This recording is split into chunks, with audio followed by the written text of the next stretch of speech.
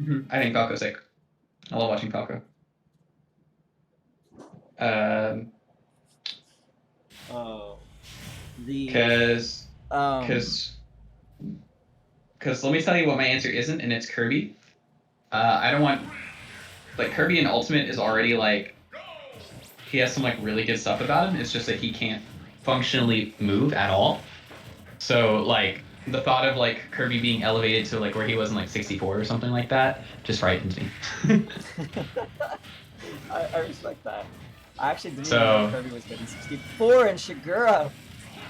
Quick, ouch. quick, stop.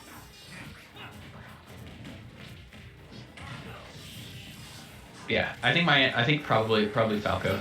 I didn't really like any of the top tiers and also in four. I can't and I guess Marth would be fine too, but we already have plenty of really good sword characters. We don't need I thought the another one. ultimate could use another sword. Nah. Marth can stay where he's at. That's fine. No, I think Falco. I think Marth is My actually answer. criminally underrated. There's just no reason to ever develop the character. Well, It's my yeah. hot ultimate take. There's like functionally it's like in the Naruto Ultimate Ninja Storm games. There's like you can unlock like 6 or 7 Narutos, but you're obviously going to use Sage Mode Naruto because why wouldn't you? Same thing with like all the Fire Emblem characters. It's like okay, if Marth is in the game, but like play Lucina if you want to play Marth, or if you want to, more cheese, play like Prom or Roy, or if I you're love into that Chrom and Roy actually have some differences. Like at least enough to make them both very viable. hmm It is kind of sad that Marth is relinquished to lesser Lucina. Yeah, I mean, I don't know if it's like the problem is like how do you separate Marth from Lucina, or at least like give more stuff enough stuff to like constitute him being playable either with Lucina or instead of Lucina. But then it's like if you do that, you kind of invalidate Lucina, and you'd have to do a lot of work to invalidate Lucina because Lucina's already really good. Alright, Kayohbee with the big brain plays here. Get the Uh-oh. forward smash. Oh, he went Actually, so deep for that. okay. But he actually evened up the stocks. Shigura and Yeah. Kayohbee are even stocks now, even though Kayohbee did get exploded. And just like that, Shigura's having to borrow a stock from his buddy. Yeah, the big waft coming in from the G there. Uh, Looked like a strong start, but oh my goodness, that was a great, yeah. He went for that earlier too, and especially with the G doing his job of holding on to holding on to stocks that you know Kob can definitely go for things like that and have that sort of insurance policy that is the G to kind of push him through that.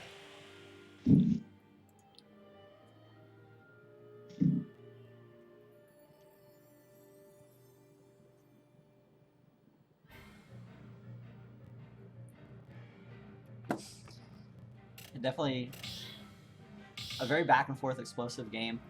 Looks like we're going to see some.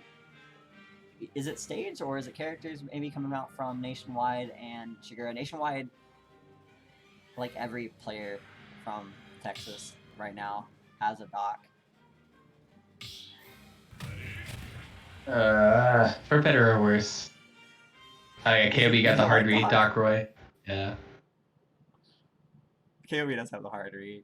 He has like a spreadsheet for this too. Sauce, love it creates double scods.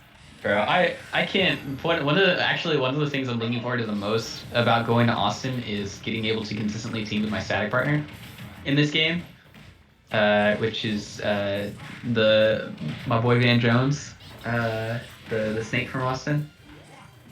Never heard of him. He was a brawl player, and then because I met him through Dojo, because he's one of Dojo's boys, and we were just like, hey, let's team at an event. And we've done really good at all the ones we got. 33rd at Frostbite somehow. So we kind of, my best placement in this game ever is I think it's a 5th place playing with fire doubles. Mhm. We played Palatina Villager, me and Puff. Oh, nice. I think we went 2-2 or 3-2, but it was Way like to enough do to it. get like 5th place. Oh yeah. Yeah, at Frostbite we lost round 1 to this really good Wii Fit Hero team. And then like round 2 losers, we had to play Kid Goggles and Sand, and we were just like, oh god. We somehow won that, and then we just kind of rode that all the way through to top. We were about to play for top 32. We lost to Deluxe. We actually lost to Deluxe. We lost to Deluxe in Colonies. Oh, nice. Yeah. A little unrelated, but one thing I'd like to see, I want to see the Roy team. I want to see Nationwide Club, the Bowser Jr. Oh, Roy, I got you.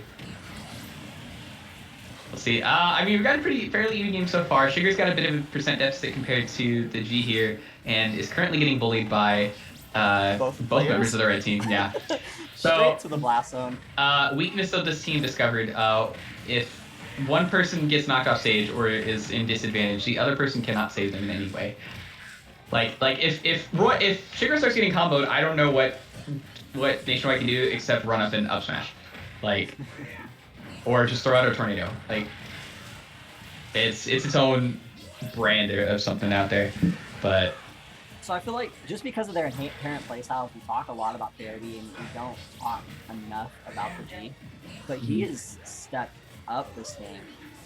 He's put himself in the right position the entire game. Like, he's always where he needs to be. He's always either keeping them away from his teammate or right where he needs to be to follow up on something that Kayohbee sets him up for.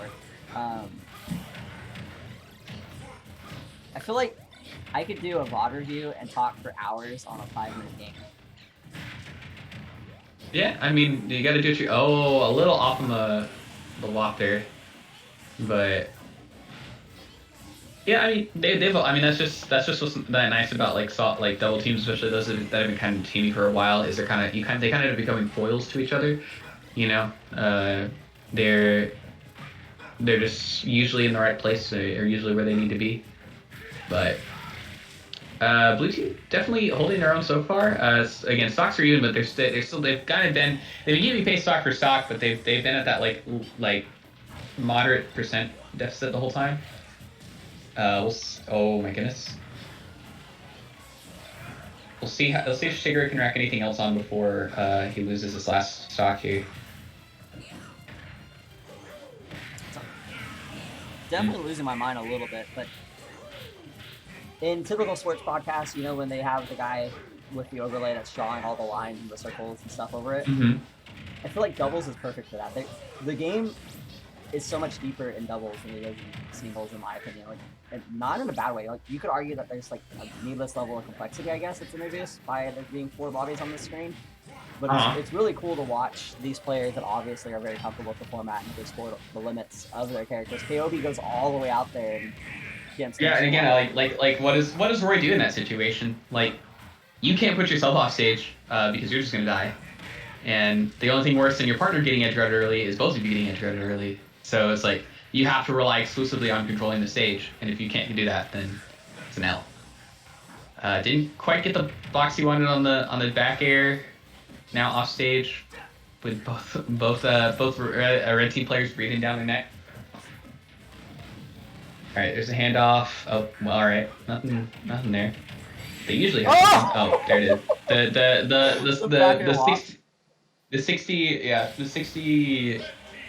60% waft there. But yeah, I mean that's just a victim of archetypes there. Like, with a team like Doc Roy, like you have to. Do you hear that? Oh, I guess it's storming outside. Oh, nice. Yeah, it's the weekly 180 of weather that West Texas does, is where it was like sunny and like 95 earlier today, and now it's just like thunderstorms. But yeah, that was just like that's just the way it is. Like Doc off stage against Pikachu, one of the best edge guards in the game. That was 2 really good like recovery attempts there by Nationwide there, but Kayohbee was just back on him, and there's the all right. There you go. You're getting your wish. I don't know if that was so much as a wish. Oh, no, is that not Roy? Oh, he switched back to Morton. What a tease. I thought it was Roy for a second.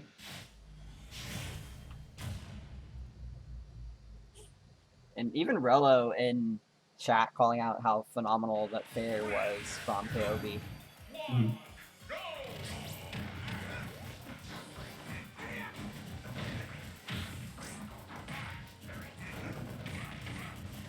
So yeah, I mean, obviously the improved offstage prowess will probably help blue team a bit, so they're not getting clipped by the red team. Because like the worst clips are the ones that are like they almost feel like not preventable, which are those like kind of edge guard heavy ones, you know. Right. When Or top players are in the Twitch chat saying, "Wow, he did a good job recovering," but what could he have done? yeah, it's like yeah, like he like you know you exhausted all your options, now you just kind of gotta sit there. But pretty good so far. They're keeping pretty solid pace with the red team right now, especially being down 2-0.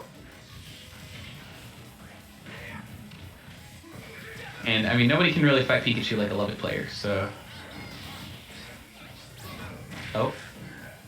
You see, Nationwide's still not afraid to go blow for blow with Kayohbee off stage. It's really interesting seeing how these characters interact because it's a Love It thing. It's not even a Texas thing. We talked about the scarcity of Pikachu. Is there another dock in Texas? Not a serious one. Like Houston had one dock player that's now banned from the scene, but he wasn't a contender. Like, he was a 2-2, 3-2 type player. Yeah, well, I mean, you play Doc. I don't know what else you can be besides a 2-2 and 3-2 player. I meant to say Junior. Bowser Junior, I'm sorry. Are you meaning about Bowser Jr.? Yeah. Well, I don't know then. There's Shiny in Laredo.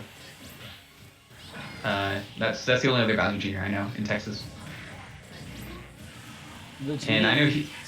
With a wop and then Tommy. Uh-oh. Kayohbee off stage, and he's back. Okay. Pikachu could like be teleported at the Pokeball, managed to take his stock back, and then getting him with the thunder. I don't think Shigura lived to like 50 any of his stocks. That's just tragic. It's tragic. That's the. All right. See, here I was like 45 minutes ago talking about, oh well, you know, Pikachu might not be the best character in the game. You know, just some you know execution errors and things like that. But I mean, yeah. Sauce. I didn't even say Doc. I was drunk, obviously. Gold got like 3rd or 4th place in the LSG monthly a couple times, and used to do really well at the Sauce says he's the best Bowser Jr. in Houston. Well, I mean. I'm the best Bowser in West. Well, actually, there's more than one Bowser in West Texas. So never mind. It's a false statement now. 2 years ago, I could say I was the only Bowser and therefore the best. But now there's people that actually play Bowser in this region. But you'll be hard pressed. I know for sure there's not like any Bowser Jr. that I can think of in Houston. You know what? I'm gonna get a junior just so Sauce can't be the best Bowser Jr. Yeah, he's lucky I'm moving to Austin, not Houston. My Ludwig is nasty. I want to find a double partner that plays Roy, and I'll switch to Bowser Jr. so you can play Roy. Double Roy. Oh, the fourth match coming out from Nationwide. So Nationwide is something we didn't really talk about because we've been just memeing about the characters a little too much.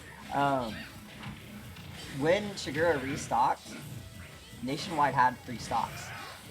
He was at high percentage, but he had all of his stocks. So yeah, he was holding it down. Restock didn't put him at as distinct of a disadvantage as it normally would have. That dash attack, though, doesn't really care. Yeah, Vector. This is a pretty insurmountable lead at this point, especially with Waft on deck. Yeah, that's just rip. I like the T-Jaw at the G. Yeah, the T-Jaw over. Hey. And the big up smash gonna close it out. But yeah, I think that's just the Pikachu factor.